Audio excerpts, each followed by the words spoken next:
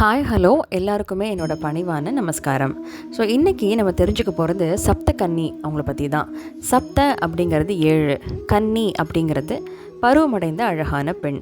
So இந்த சப்த கன்னி அவங்கள நம்ம எங்கே பார்த்துருப்போம் பொதுவானா கிராமப்புற எல்லையில் உள்ள கோயில்களில் நம்ம சப்த கன்னி வழிபாடுகளை பற்றி நம்ம தெரிஞ்சிருப்போம்.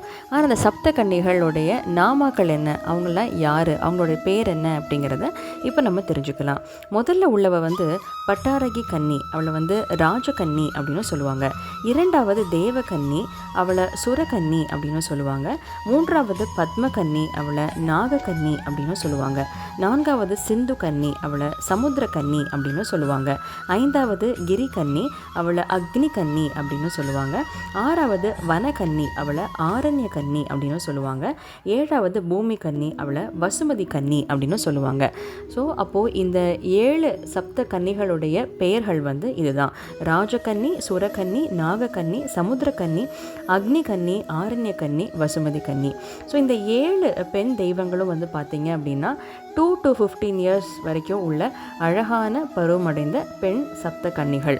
ஸோ இவங்க யாரெல்லாம் காப்பாற்றுவாங்கன்னு பார்த்தீங்கன்னா, நம்ம பிஃபோர் மேரேஜ் வரைக்கும் உள்ள அந்த பெண் குழந்தைங்களை இந்த சக்திகள் காப்பாற்றும் அப்படின்னு சொல்லப்பட்டிருக்கு. இவங்களை எப்படி இருப்பாங்க, அவங்க உருவ அமைப்பு பார்த்திங்கன்னா ஒரே மாதிரி இருக்கும். அந்த 7 பெண்களும் அந்த சின்ன பெண்களும் ஒரே மாதிரி தான் இருப்பாங்க. ஆனால் கையில் ஒரு பூ வச்சுருப்பாங்க, வலது கையில் ஒரு பூ வச்சுருப்பாங்க. இதுதான் அவங்களுடைய ஒரே ஐடென்டிட்டி.